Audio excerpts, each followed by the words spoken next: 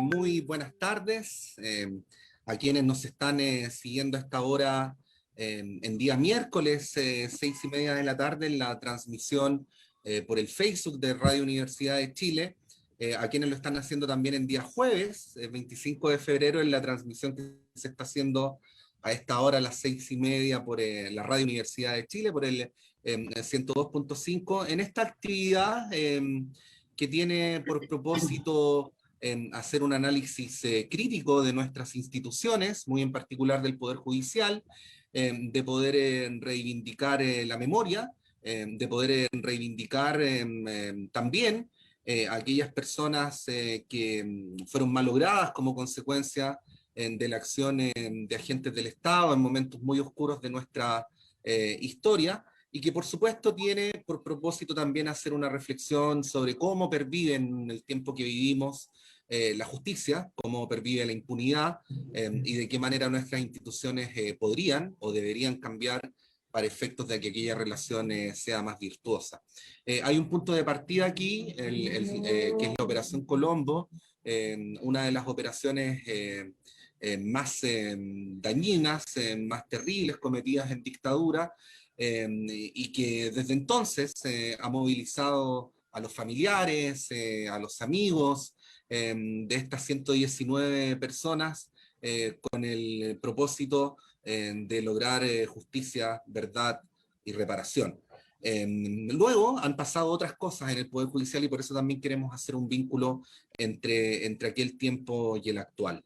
Vamos a saludar a quienes van a participar de esta actividad. En primer lugar, quiero saludar en representación de los familiares de los 119 detenidos desaparecidos de la Operación Colombo a Katia Espejo. Katia, buenas tardes, bienvenida y muchas gracias.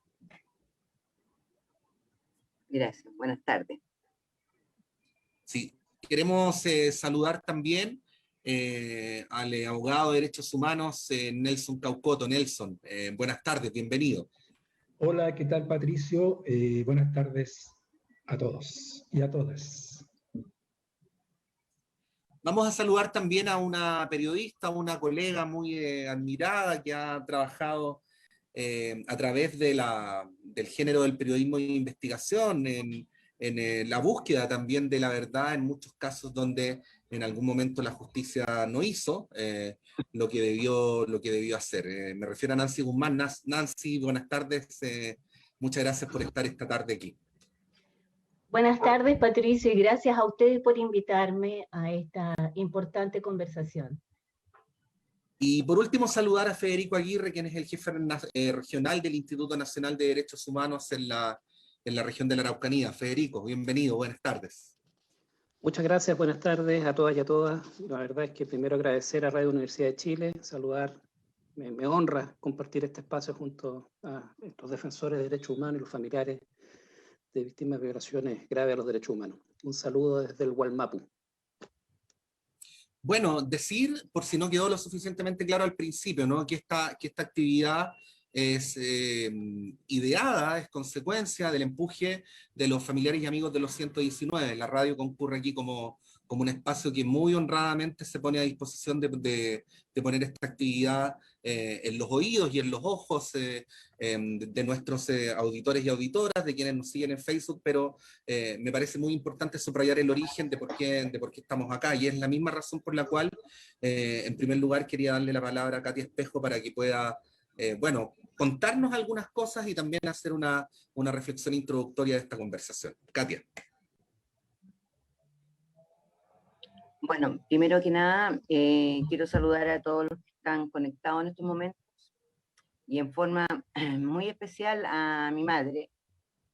Ella, es decir, por su edad está bastante alejada de lo que está ocurriendo en estos momentos, pero ella no quería estar ausente hoy día de esta exposición y gracias a mi hermana está conectada.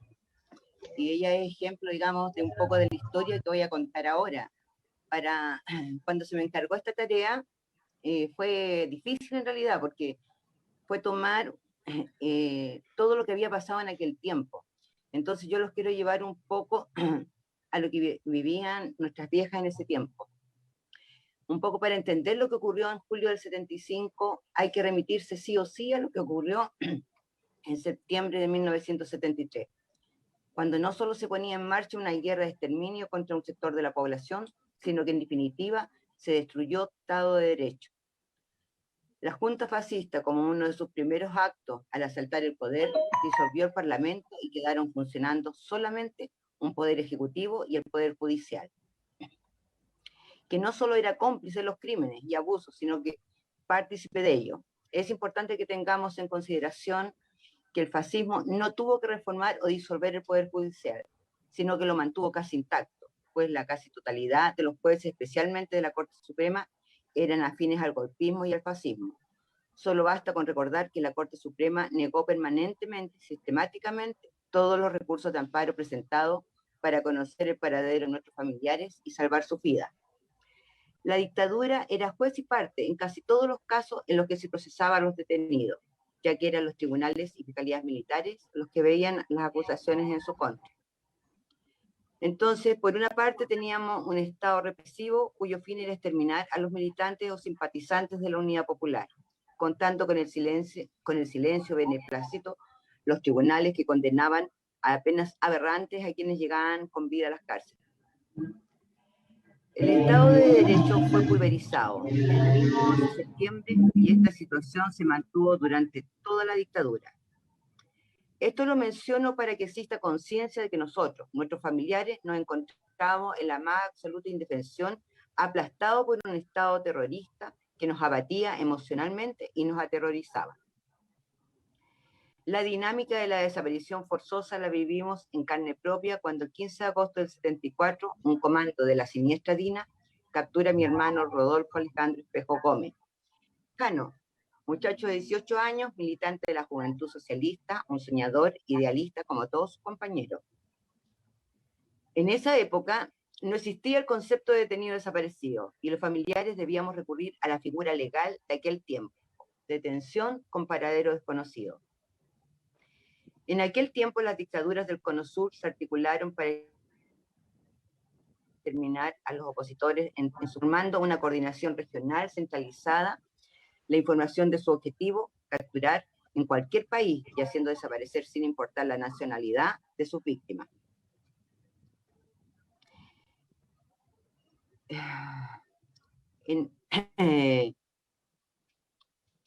Esta era la realidad que tuvimos que enfrentar los familiares cuando se pone en práctica el plan de exterminio de nuestros seres queridos. Fue así, bajo este contexto de coordinación regional, que se pone en marcha la siniestra Operación Colombo, la cual sumó un nuevo actor, a los ya mencionados. La prensa, que funcionaba como aparato de propaganda y de difusión de los bandos militares del fascismo, y fue en Brasil, Argentina y Chile que las dictaduras instruyeron a sus sirvientes, la prensa, para que comenzaran a informar y a preparar las condiciones mediáticas de lo que se venía. En Brasil crean la revista O Día y Argentina la revista Lea, ambas destinadas a aparecer por única vez y con la única finalidad de digitar a los medios chilenos, la tercera, la segunda, el Mercurio y las últimas noticias, lo que debían publicar con posterioridad. Son innumerables los antecedentes y los estudios que revelan cómo funcionaban los medios al servicio de la dictadura, el rol que jugaron para blanquear la imagen del fascismo y afectar masivamente la moral y el estado de ánimo de los opositores. Para el caso de los 119 detenidos desaparecidos, la campaña mediática partió 2 meses antes, preparando las condiciones políticas, morales, psicológicas de lo que se avecinaba. Me gustaría mencionar algunos de los titulares con los cuales se comienza a crear el clima para lo que después se iba a desencadenar. Diario de la Mañana de Talca, 6 de junio. Extremistas asesinaron a capitán de ejército, regimiento de Talca. 13 de junio, extremistas chilenos se adiestran en Tucumán. 14 de junio, la guerrilla no tendrá ningún éxito en Chile. 16 de junio, Gendarmería Argentina cerca a guerrilleros en Talca.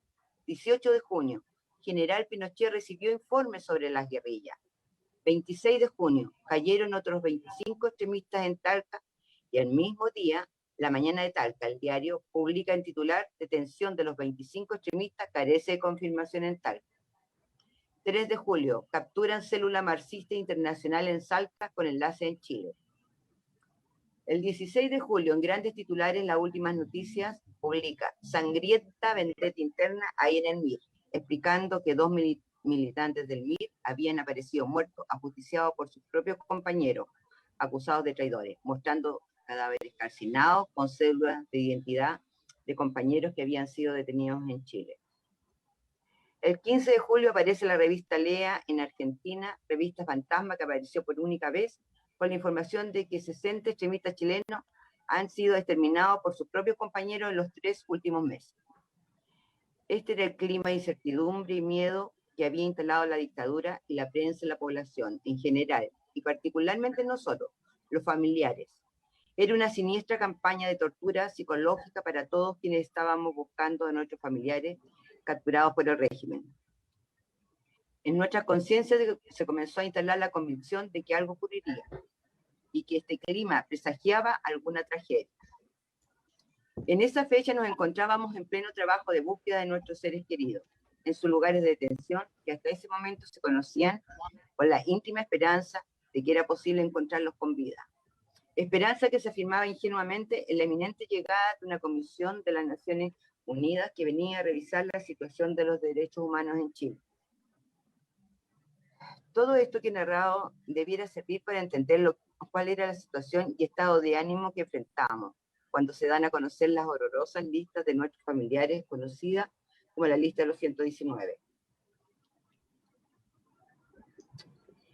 Y es así como llegamos al día 23 de julio, cuando el Mercurio, en forma escueta y en páginas interiores, publica identificados 60 miristas asesinados por sus propios camaradas, retomando la información de la revista Fantasma Lea del 15 de julio, entregando los nombres de los primeros detenidos desaparecidos, asesinados por la dictadura. Ese día mi madre se dirigió a reunirse con sus compañeras en el Comité Pro Paz, como ya venía haciéndolo hace mucho tiempo, para consolarse y contenerse entre ellas, especialmente a las compañeras cuyos familiares habían aparecido en esta siniestra lista. Pero el horror no terminaba aún. Al día siguiente, el 24 de julio, el diario La Segunda publica el escalofriante titular: exterminan como ratas miristas. Esta noticia es dada por todos los medios de comunicación televisivos y radiales. Mi madre escuchaba la noticia a través del televisor de unos vecinos. La situación ya estaba clara. Venía la otra lista. Al colocar la radio, escucha el nombre de mi hermano. Es ahí cuando lanza un grito.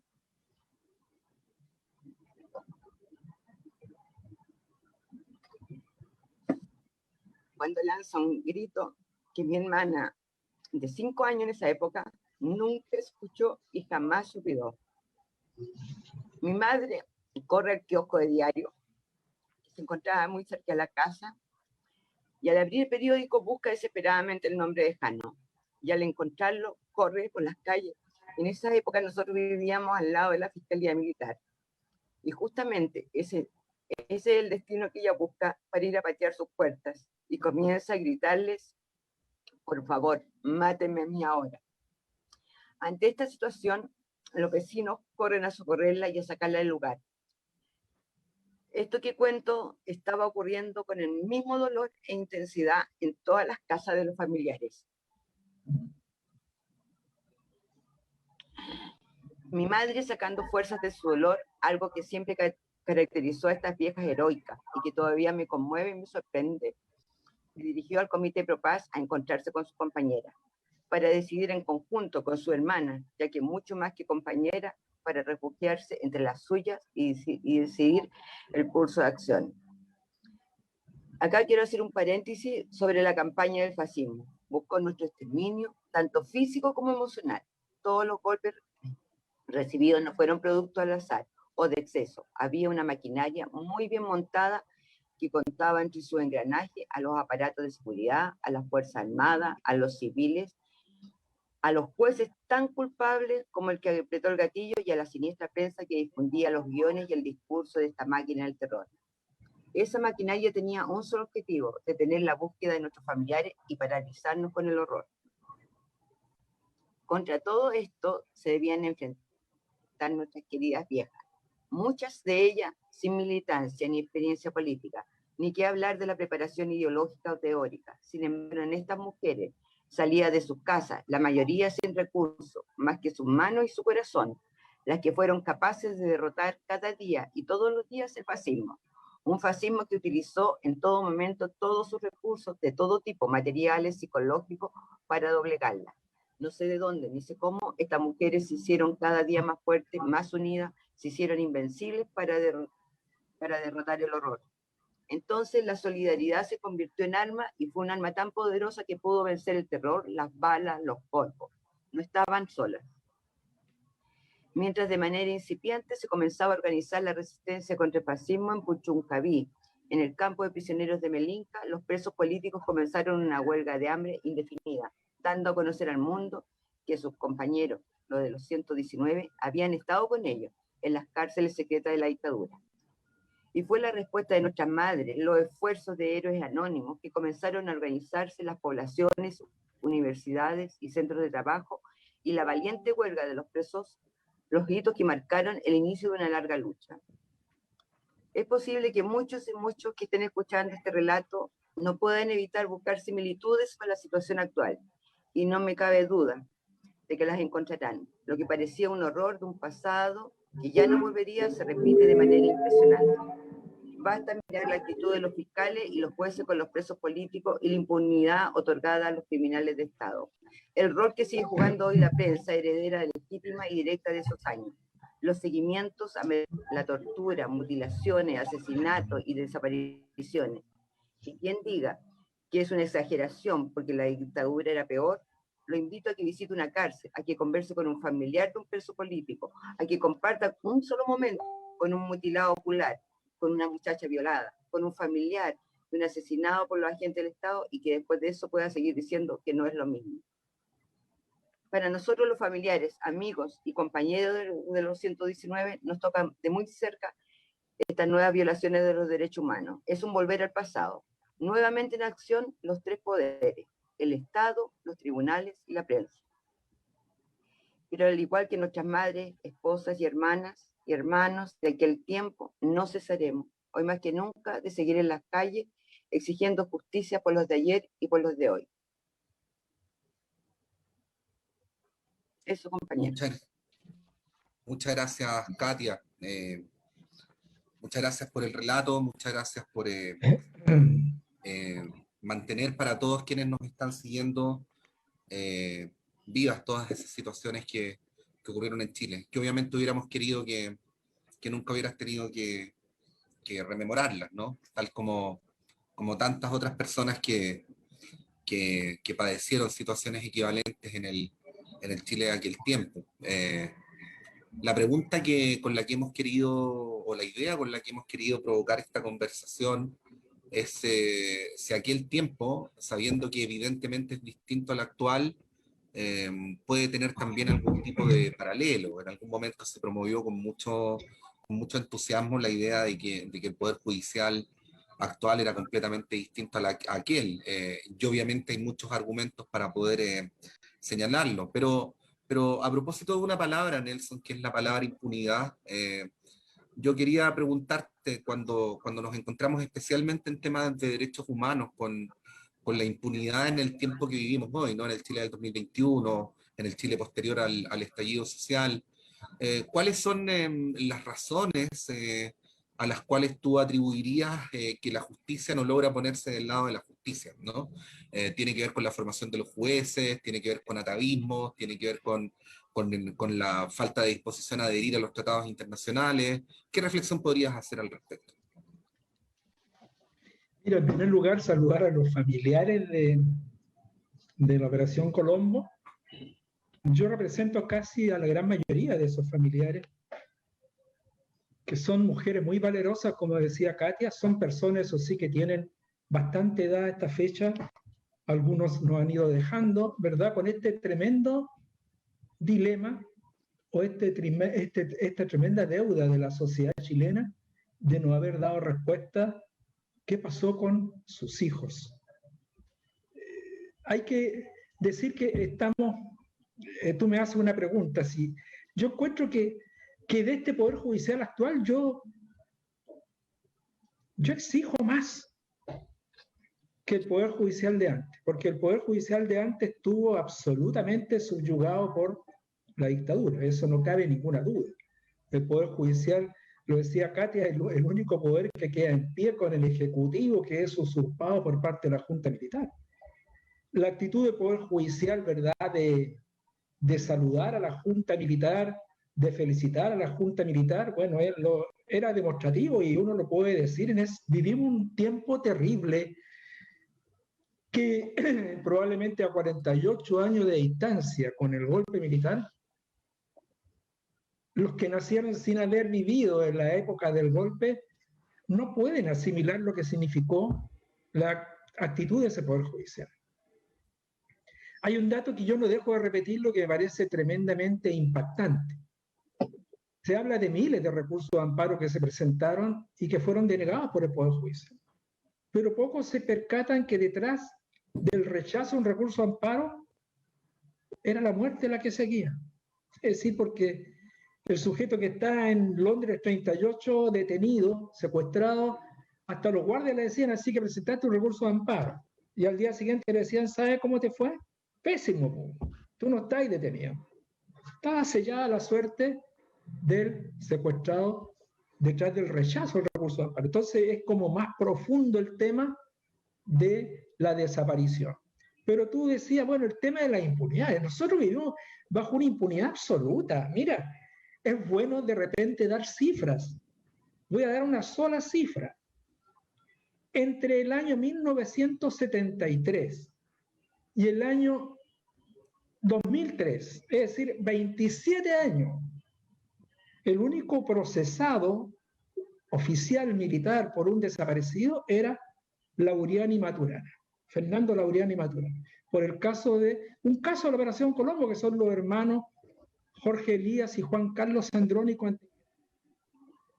Es decir, era el único oficial de la DINA procesado hasta ese minuto, año 2003, 27 años después. Eso es impunidad.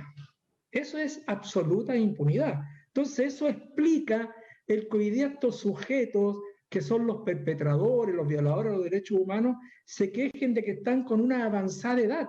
Claro, si tuvieron 30 años de impunidad y la justicia los comienza a alcanzar después de 30 años, indudablemente que ya entraron en años. Esa es la explicación, ¿verdad?, del por qué tan tarde se ha debido acometer en contra de ellos. Y esto es tremendamente significativo desde la perspectiva de una impunidad que yo diría, yo coloco el año 2000-2003, que ha sido 3 años donde se lograron 400 procesamientos, mira la diferencia. 400 procesamientos en 3 años con un instrumental que fueron los jueces con dedicación exclusiva. Eso yo diría que removió toda la esfera, ¿verdad?, de la justicia, porque es decir, no se había logrado 400 procesamientos entre los agentes del Estado en 3 años, y se logró con esta institución que se llamó los jueces con dedicación exclusiva. Por eso es que yo espero más de esta justicia hoy, cuando hay una parte, ¿verdad?, de este llamamiento que es, bueno, y la justicia frente a la revuelta social. Yo creo que la justicia hoy día tiene más elementos, tiene más instrumental. Mira, la otra gran contratación, y con esto termino para darle paso a mis compañeros, la otra gran contratación es que pareciera ser que la justicia chilena hizo un gran descubrimiento. ¿Cuándo? El año 2007 probablemente, en que empezó a aplicar el derecho internacional de los derechos humanos. Es decir, no, se desconocía absolutamente el derecho internacional. Es el invitado de piedra para los militares y los violadores de derechos humanos, el derecho internacional.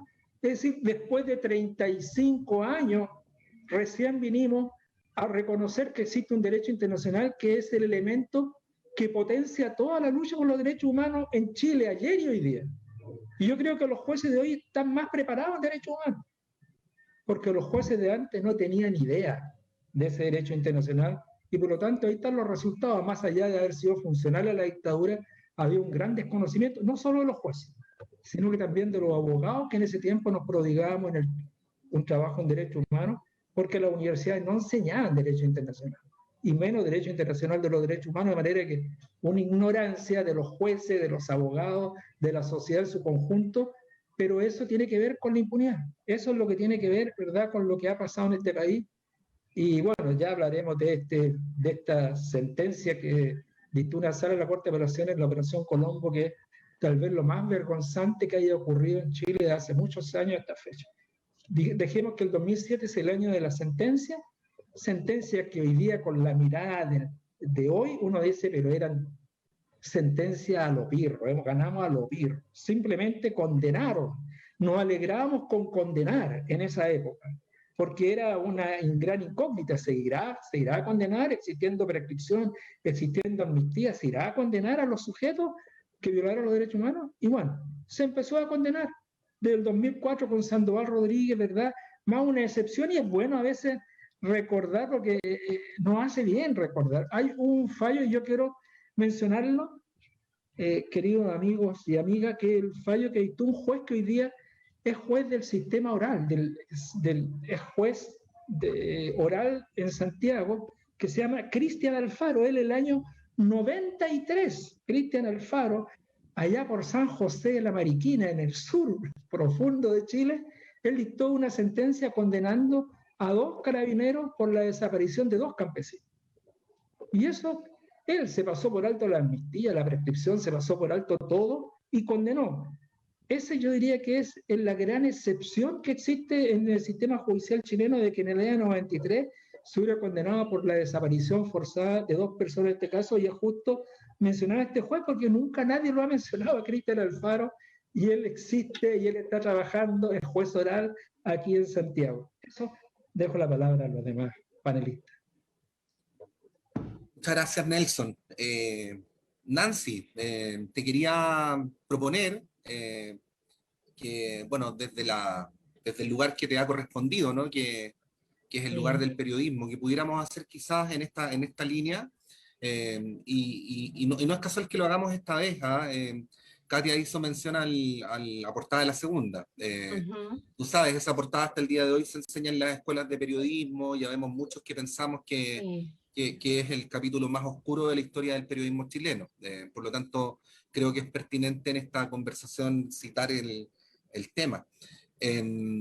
Preguntarte o sugerirte una triangulación, ¿no?, entre impunidad, pero incluyendo al Poder Judicial y incluyendo los medios de comunicación, y como muchas veces esa retroalimentación antes y ahora contribuye a que la falta de justicia se perpetúe. Bueno, yo quiero apelar justamente a la memoria, ¿no?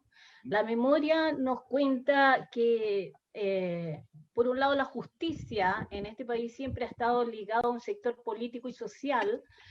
De hecho, me acuerdo del juez Carlos Cerda, cuando lo entrevisté, me dijo, aquí, ¿cómo la gente podía pensar o cómo podíamos pensar que en algún momento el Poder Judicial iba a tomar los recursos de amparo cuando el Poder Judicial había declarado al gobierno de Salvador Allende inconstitucional?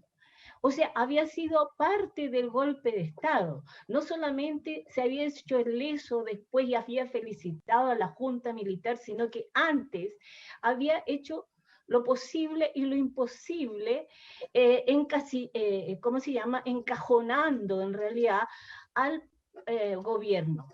Lo mismo pasa con la prensa que queda después del golpe de Estado, que es el día 13 de septiembre, la Junta Militar autoriza a que solo funcionen como prensa escrita al diario El Mercurio y a los dueños, digamos, de lo que en ese entonces era el consorcio Pico Caña, o sea, la tercera y la cuarta, en fin. Por lo tanto, cuando este grupo económico, empresarial de la prensa tiene chip libre, lo tiene por una graciosa concesión de la dictadura, ¿ya? Lo tiene por una graciosa autorización de quienes van a hacer lo que van a vulnerar los derechos humanos. Y por lo tanto, van a tener también una especial apertura y entrega de información por parte de los tribunales. O sea, ahí va a haber una conflagración entre lo que va a ser estos grupos económicos de la prensa y los tribunales. Ellos siempre tuvieron acceso a ¿cómo se llama? Hay que ver, por ejemplo, en el caso de Marta Ugarte. ¿Quiénes van a cubrir el caso de Marta Ugarte en la playa de Longotoma, cuando encuentran su cuerpo que había sido lanzado al mar desde un helicóptero? ¿Ya? ¿Quiénes son los que están ahí? Está el Mercurio y está la Tercera. Y aparecen tanto en el Mercurio como en la Segunda la fotografía de los periodistas, que en este caso era Pablo Norato, y la otra era la periodista Undurraga, ¿ya? O sea, están con fotos, están junto al cadáver, junto al cuerpo, mostrando los alambres, con los cuales ella fue atada a estos rieles. Montan toda una mentira. Hay un montaje, ellos tienen información privilegiada, o sea, los deja la justicia. Hay que recordar que en esa época la justicia tenía por doctrina el secreto del sumario, por lo tanto no dejaba acercarse a los cuerpos, sino que tenía que ser la policía de investigaciones la que entregaba la información, y los que tenían acceso en este caso a los cuerpos de las personas que eran ultimadas o que morían o que encontraban muertas en la calle o en cualquier lugar, o producto de un crimen. En este caso, ellos tienen especial acceso, y el Mercurio va a construir toda, la cadena del Mercurio va a construir toda una mentira respecto a lo sucedido por Marta Ugarte. O sea, ahí es clara la relación entre prensa, dictadura y justicia. Eso ha sido permanentemente así antes del golpe. Si uno revisa la prensa de antes del golpe, va a ser muy similar la relación del Mercurio con los tribunales judiciales, ¿ya? O sea, ahí van a estar unidos, van a recibir de primera línea, digamos, la información que está tomando la justicia respecto al gobierno que está en ese momento en curso, que es el gobierno de Salvador Allende.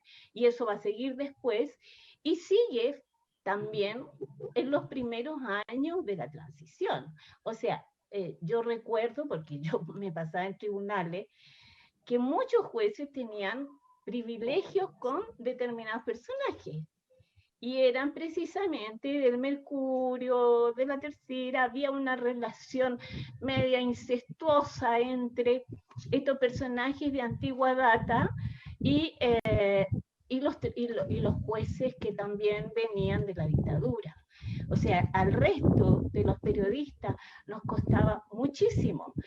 Generalmente terminábamos recurriendo a nuestros abogados, como Nelson Caucoto, y otros abogados que eran los que nos daban la información. Solo cuando se abren a través de una decisión del gobierno de iniciar estos procesos, acelerar los procesos a través de los jueces especiales, es cuando ahí comienza a haber una apertura. O sea, ahí es cuando los periodistas vamos teniendo acceso a esos archivos que estaban ocultos, ¿ya? No de todos, ¿no? O sea, había acceso, por ejemplo, el juez Solís, el juez Guzmán, el juez Calvo, algunos jueces, no recuerdo más, pero habían algunos que daban acceso, otros que al revés, o sea, cerraban el acceso, y por lo general los que cerraban el acceso eran los que aplicaban rápidamente y sin investigar la amnistía. Eso era seguro. Uno sabía que si el juez no daba ningún acceso, eso se aplicaba rápidamente de la noche a la mañana, la amnistía, porque la amnistía era una ley que estaba presente y por lo tanto tenían, según ellos, que cumplirla. Eso se rompe cuando, en 2003, cuando el juez Solís decide justamente aplicar el derecho internacional con respecto a Miguel Ángel Sandoval. Y ahí es por primera vez que aplica sentencia en primera instancia por el caso de la desaparición. Ese juicio que termina el 2004 con condena definitiva va a ser el primer juicio que termina con condena definitiva, con condena real, digamos, para Manuel Contreras, y que todo el mundo vio en la televisión el show de Manuel Contreras, que pensó que nunca iba a ir preso, de Miguel Krasnov, de Lauriani Maturana, entre otros. Ese fue el primer juicio. En ese momento ya comienza una cierta apertura judicial, empiezan los jueces a darse cuenta que no pueden tapar el sol con un dedo, y hay como un conocimiento más amplio respecto a lo terrible que había sido efectivamente esta dictadura en todos los ámbitos. O sea, hay que entender que, por ejemplo, Agustín Edwards fue condenado por una falsa información a través de su diario. Y sin embargo no pasó ni un segundo en la cárcel, ni uno, y fue sobreseído inmediatamente por acusar a unos jóvenes, inventar un falso testigo y una falsa información, poniendo a unas fotos de unos jóvenes como terroristas cuando fue el acto del Papa en el parque O'Higgins. Entonces, y sin embargo, él no pagó ni un día. Luego no pagó cuando fue condenado por el no pago de las deudas al Banco del Estado. Y eso fue arreglado a través del gobierno, del primer gobierno de don Patricio Aylwin, que finalmente terminó en 0 condena para él y para el grupo Picoco Caña, que habían sido beneficiarios de un 17% del total del patrimonio de nuestro Banco del Estado. Nunca devolvieron ese 17% de ese patrimonio. Y sin embargo, no pagaron un solo día de cárcel.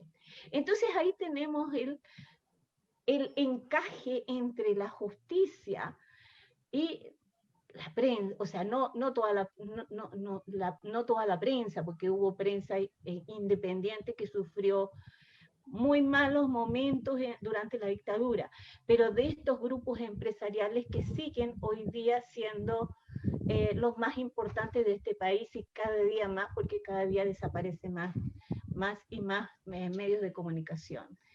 Hoy en día estos medios son los mismos que inventan, mantienen a un determinado segmento, entregando informaciones, dando opinión, haciendo en el fondo el conocimiento del ciudadano respecto a lo que pasa en su entorno, creando en el fondo una falsa realidad a través de sus noticias, sus avances, sus titulares y su fotografía. Ellos son los que están manteniendo hoy día este mismo patrimonio y esta misma relación con la justicia, ¿ya? Una justicia que hoy día condena, hoy mantiene antes de condenar, mantiene con detención a los jóvenes que estuvieron en la protesta, y por hacer desmanes, por acciones dentro, no sé, tirar piedras, en fin, y sin embargo le dio simplemente condena nocturna a un dirigente de un grupo que se llama Revolucionario Patriótico, que hizo manifestaciones para impedir que se realizara un plebiscito.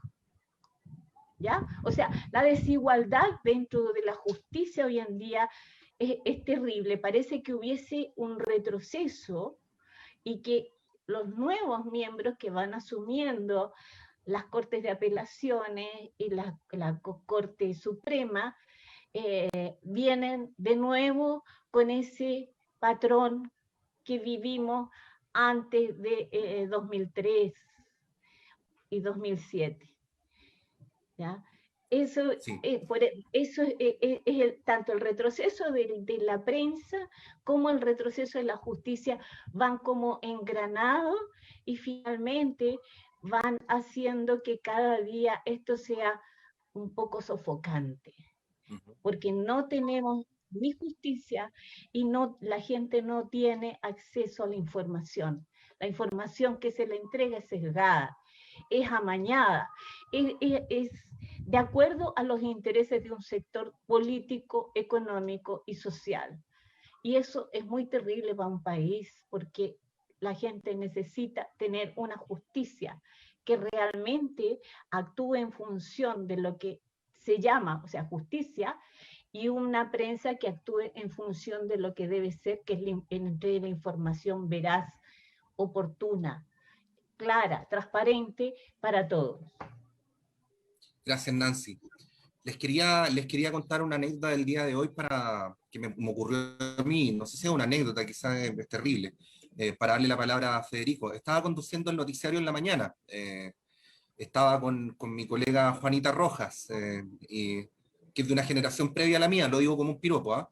Y de repente me veo diciendo: el presidente de la Cámara de Diputados pide declarar estado de sitio en la región de la Araucanía. Entre paréntesis, presidente de uno de los poderes del Estado que fue cerrado el 11 de septiembre del 73. Luego me veo leyendo: el general director de Carabineros pide a las Fuerzas Armadas para combatir el terrorismo en la Araucanía.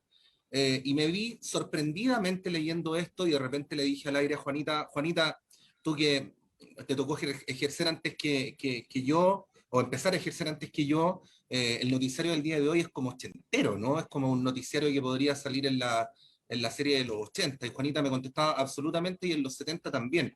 ¿Y por qué hago esta mención para darle la palabra a Federico? Porque me llama mucho la atención cómo a pesar de todas las dificultades que hemos tenido, ciertos conceptos como la defensa de los procedimientos propios de la democracia, o como la defensa de los derechos humanos, uno los ve cada vez más debilitados, ¿no? Y los ve cada vez más debilitados a veces por altas autoridades del Estado. O sea, se podrá tener la opinión que se quiera sobre Carabineros, pero el general director de Carabineros es una alta autoridad del Estado, y para qué hablar del presidente de la Cámara de Diputados. O sea, no estamos hablando de gente que esté al margen de las instituciones, sino en el corazón de las instituciones. Ahí, Federico, te quería preguntar qué está pasando con eso, ¿no? O sea, ¿cómo para enfrentar un problema que todos sabemos que es político, finalmente la solución que se busca es más propia de las dictaduras que de las democracias? Sí, bueno, primero yo saludar a los familiares de las víctimas de la Operación Colombo, a los sobrevivientes y, por cierto, a sus amigos, amigas, y plantear lo que tú señalas me parece absolutamente relevante, porque si hay algo que aún no está completamente, a mi modo de ver, zanjado, completamente resuelto, es precisamente el tema del respeto y garantía de los derechos humanos. Y en eso yo creo que exhibimos enormes debilidades que hacen absolutamente pertinente la pregunta respecto a cuáles son los roles que algunas instituciones juegan. Por ejemplo, el Poder Judicial juega en materia de garantía de derechos fundamentales, de derechos humanos. Yo creo que ha quedado revelado en la discusión, en la conversación, que si hay algo que hizo posible la vulneración sistemática de los derechos humanos fue precisamente el silencio del Poder Judicial frente a las atrocidades que se estaban cometiendo en su momento en nuestro país. Ese silencio permitió que precisamente la maquinaria de exterminio permitió que la violación a los sistemática a los derechos humanos fuera posible.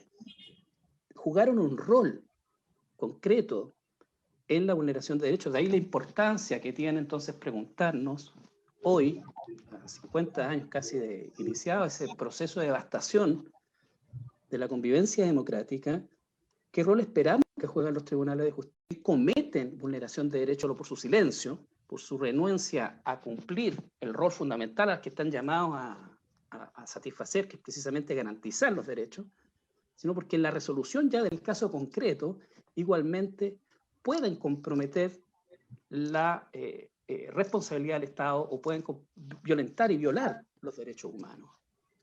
Si uno revisa, por ejemplo, todas las sentencias del Sistema Interamericano de Derechos Humanos en los últimos 20 años, se va a dar cuenta de que son resoluciones emanadas de los tribunales de justicia. Aquellas relativas a la tuición de una mujer que por su condición sexual se le priva de la tuición de su hijo o hija, o todas las causas relativas a la aplicación del decreto de ley de amnistía en materia de violaciones sistemáticas de los derechos humanos, en materia de libertad de expresión o censura previa, aplicación del Código de Justicia Militar, de la legislación antiterrorista. Todas ellas son resoluciones de los tribunales superiores de justicia que han vulnerado, que han violado gravemente los derechos humanos en democracia y que dan cuenta de un déficit grave del Poder Judicial en materia de garantía de derechos humanos. Y por último, porque buena parte de los conflictos que son sometidos a la consideración de los tribunales de justicia, no solo los relacionados con materias penales, sino que buena parte de los temas puestos en conocimiento de los tribunales de justicia tienen un contenido profundamente vinculado a los derechos humanos, materias de familia, de tutela laboral, de garantías de derechos en materia penal, en fin. Entonces, en un Estado democrático, el Poder Judicial desempeña un rol fundamental, ya sea en generar condiciones para que los derechos humanos sean violados, o ya sea para, efectivamente, en cumplimiento de su rol, garantizar efectivamente que los derechos sean respetados. De ahí entonces la importancia que tiene el plantearnos la discusión en torno a qué tipo de poder judicial necesitamos como país, y si es que el actual Poder Judicial satisface estándares mínimos de derechos humanos. A mí me parece sumamente relevante, y lo quiero vincular a lo que está pasando en el Gualmapu. Si el Poder Judicial, en relación a la situación de conflicto que estamos viviendo, no es capaz tampoco de asumir la responsabilidad de garantizar derechos, de alguna manera va a estar repitiendo la historia de connivencia de vulneración a los derechos fundamentales, de los derechos humanos. Porque si hay un órgano del Estado que puede prevenir, que puede evitar efectivamente, no solo generar reparación, no solo generar garantías de no repetición, sino que efectivamente evitar que estos sucesos ocurran, que estas violaciones a los derechos humanos ocurran, es precisamente el Poder Judicial. Y ahí hay una deuda que está pendiente no solo en relación a las violaciones sistemáticas ocurridas en la dictadura militar, sino que además con motivo de las graves violaciones ocurridas en el contexto del conflicto social, hay un tema ahí que está pendiente. Patricio, me quedo con eso. Muchas gracias Federico. Bueno, el tiempo pasa volando. Hemos tenido una primera ronda donde le hemos dado una vuelta al tema y obviamente queremos hacer una segunda. Voy a apelar en el caso de cada uno de ustedes, Katia, Nancy, Nelson, Federico, a la mayor capacidad de síntesis que les sea posible, sin que eso vaya en desmedro de la riqueza de la idea, ¿no? Y de la reflexión. Para hacer una segunda ronda en la cual podamos mezclar, tal como lo hemos hecho de alguna manera, pero quizás ahora de una manera más deliberada, el pasado con el presente, con el futuro, ¿no? Si hay cosas del Poder Judicial de la época en la que ocurrió la desaparición de los 119 que siguen existiendo hoy y queremos que no existan mañana, ¿qué es lo que tiene que ocurrir? ¿Qué es lo que debería ocurrir, ¿no? en nuestro país? Esa es la pregunta que quería hacerles para darle continuidad a todas estas ideas que hemos ido intercambiando en la primera parte. Si les parece, vamos en el mismo orden. Katia. Ya. Mira, bueno, para finalizar, yo quiero tomar un poco unas palabras de Mónica González, que justamente en un foro de derechos humanos con respecto a los 119, ella hizo una analogía muy especial, donde habla un poco de la lucha de la memoria y de los derechos humanos, donde cada uno de nosotros, de nuestras organizaciones y de lo que hemos estado dando la pelea durante todos estos años, somos pequeñas gotas. Pero este río muchas veces se puede convertir en un riachuelo, pero definitivamente siempre va a tomar su cauce. Nuestra gran tarea es tratar que este río jamás se seque.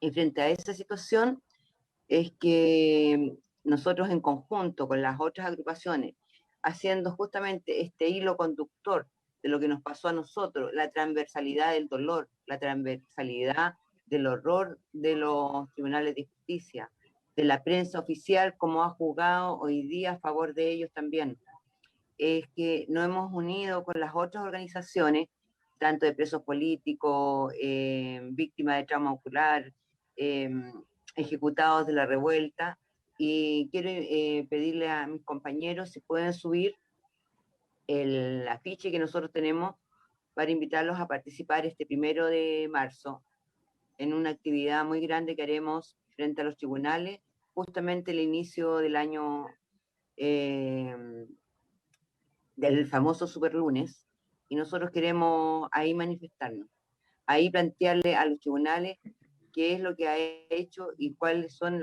es la gran funa de nosotros, de los familiares, a estos tribunales.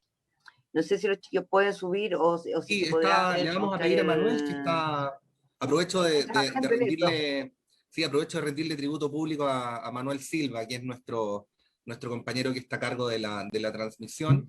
Ya, Manuel me dice que va a aparecer ahora en la pantalla este afiche o este flyer, llámenlo como quieran, que es el afiche que convoca esta actividad que nos está contando Katia, que se va a realizar el lunes y que obviamente con mucho gusto vamos a cubrir en la Radio Universidad de Chile también para contarle a nuestros auditores y auditoras los planteamientos que se van a realizar en ese día. Bueno, ustedes saben, como en las transmisiones uno no puede guardar silencio, en otros lugares de la vida sí. Continuamos mientras se sube el flyer. Katia, no sé si quieres agregar algo más. No, eso, es decir, No. nosotros como familiares invitamos nuevamente a estar en la calle, que fue lo que nos marcó y lo que nos ha definido como activistas de los derechos humanos, absolutamente. Muchas gracias, Katia. Le damos la palabra a Nelson Caucoto. Nelson. Patricio, mira, tú haces una pregunta que puede ser mirada de distintos ámbitos, pero yo creo que lo fundamental es lo siguiente. El Poder Judicial no puede olvidar que tiene como fundamento de su existencia la protección y defensa de los derechos humanos de los ciudadanos. Es decir, es el Poder Judicial el que está llamado a la protección de los derechos fundamentales de las personas. Si tuvieran esa conciencia, tendríamos un Poder Judicial distinto. Y para eso, yo quisiera, además, traer a colación una cita de un fallo que dictó el Pleno de la Corte Suprema en el caso Lonco, el año pasado, que es un fallo que viene de la Corte Interamericana, ordenando en el fondo dejar sin efecto la condena en contra de los loncos, y ese fallo de la Corte Suprema recoge algo que para mí es fundamental.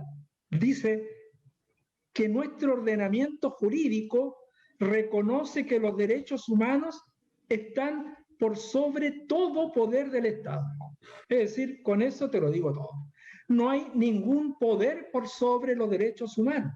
Es decir, y todos los poderes del Estado están vinculados precisamente en relación con los derechos humanos. Entonces, si los jueces de ayer, si los jueces de hoy día tuviesen claro el papel que tienen que jugar en esta materia, es decir, la protección del ser humano, si no se justifican los tribunales de justicia, si no es en función de la protección del ser humano, no se justifican las políticas públicas si no es en función de la persona humana, no se justifica la existencia del Estado de Chile si no es por la protección de las personas humanas. Entonces, es básico. Si tuviéramos claro eso, los jueces de ayer y los jueces de hoy día, tendríamos otro mundo muy distinto. Gracias, Nelson. Clarísimo. Nancy Guzmán. Bueno, yo creo que tenemos una oportunidad única.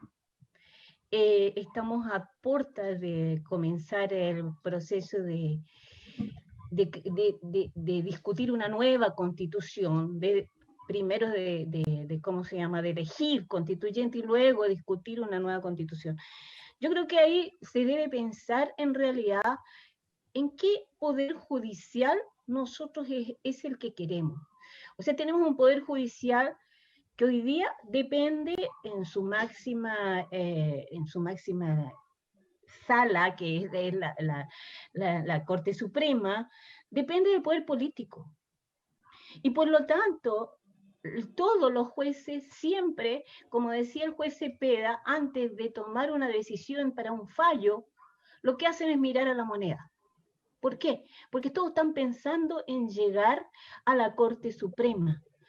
Y eso es nefasto, porque la justicia ya no depende de un poder independiente, sino que depende de cuál es el incentivo que tienen para votar en forma justa sobre los derechos humanos, sobre los derechos en general, ¿ya? Y por lo tanto tenemos esta oportunidad única de pensar en qué sistema judicial es el que necesitamos, qué es lo que hay que cambiar en el Poder Judicial para que realmente los jueces no tengan que mirar a la moneda cuando emiten sus fallos. Por un lado eso, y por otro lado, creo que por la misma razón, por tener a puerta una construcción de una nueva constitución, deberíamos justamente pelear porque el colegio de periodistas vuelva a tener la tuición ética sobre la profesión y que eso sea fundamental y que periodista que vulnere derechos, que vulnere en el fondo la información, la libre información, o quien vulnere la libre información sea sancionado y esa sanción realmente tenga una jurisdicción, una forma de proteger una profesión, no solamente como profesión, sino que una profesión que tiene un servicio hacia la sociedad. Y por lo tanto, nuestra profesión no está hecha simplemente para lucirnos como periodistas, sino que está hecha en función de una sociedad y de una sociedad mejor, más justa, informada, que pueda tomar decisiones bien informadas a la hora de votar, de elegir, ¿cómo se llama?, de ser un ciudadano en todas sus condiciones. Y eso es lo que nosotros debemos pensar, en que el rol de la prensa es fundamental en un país. O sea, si no hay una prensa independiente, si no hay un colegio independiente, un colegio que tenga tuición ética sobre esta profesión, estamos muy complicados. Y esas son las dos cosas que yo digo que hoy día estamos a las puertas de poder cambiar muchas cosas en este país. Y una de ellas es los derechos. Bueno, en una perspectiva más general, hay quienes señalan que los colegios profesionales no son hoy lo que eran antaño, precisamente por las limitaciones que pone la Constitución al rol que juegan estas instituciones. En el caso específico de la tuición ética, es una demanda de los colegios profesionales desde hace muchos años. Se han ido articulando, o sea, no se trata de una ley para los periodistas, no se trata de una ley para el conjunto de las profesiones, dentro de las cuales hay unas, para estos efectos, muy importantes como la profesión del periodismo. Pero bueno, también en honor a la justicia hay que decir que gobiernos de distintos signos o han dilatado, o han ignorado, o han hecho como que les interesa y no les interesa la promoción de este proyecto de ley que finalmente no ha logrado ver la luz. Federico pero que a Aguirre. pocos les interesa, muy pocos les interesa, Así sobre es. todo porque cuando defienden al mercado, lo que están haciendo es justamente es dejar todas las profesiones al libre albedrío de quien tiene el poder sobre esas profesiones. Así es. Sí, Patricio, Federico. yo solo agregar que a mi modo de ver también ningún diseño o cambio de diseño normativo institucional va a garantizar el respeto y garantía de los derechos si eso no va acompañado de una conciencia colectiva que tenga como pilar el respeto a la dignidad de la persona y el ser humano. Creo que esa conciencia de respeto a la dignidad del ser humano es como un primer dique de contención frente a los abusos, frente a la vulneración de derechos, frente a los ataques o atentados que pueden existir. La no tolerancia a estas situaciones, el entender que el Estado tiene un límite en el ejercicio de su poder y que ese límite es precisamente la dignidad del ser humano, es básica, es fundamental para que las instituciones democráticas puedan efectivamente cumplir con el rol de protección de los derechos humanos. Carecer de esa conciencia o tener una conciencia debilitada en ese ámbito me parece que es un riesgo, que es un peligro, y yo creo que ahí tenemos una deuda, un déficit. Sigue habiendo una gran incomprensión del rol que juegan los organismos de derechos humanos, de qué son los derechos humanos, de cuándo estamos en presencia de una violación de derechos humanos, y se sigue apostando entonces a la respuesta criminalizadora, punitiva, de vulneración de derechos o de la fuerza frente a los conflictos sociales, políticos y también penales o de otro orden. Eso.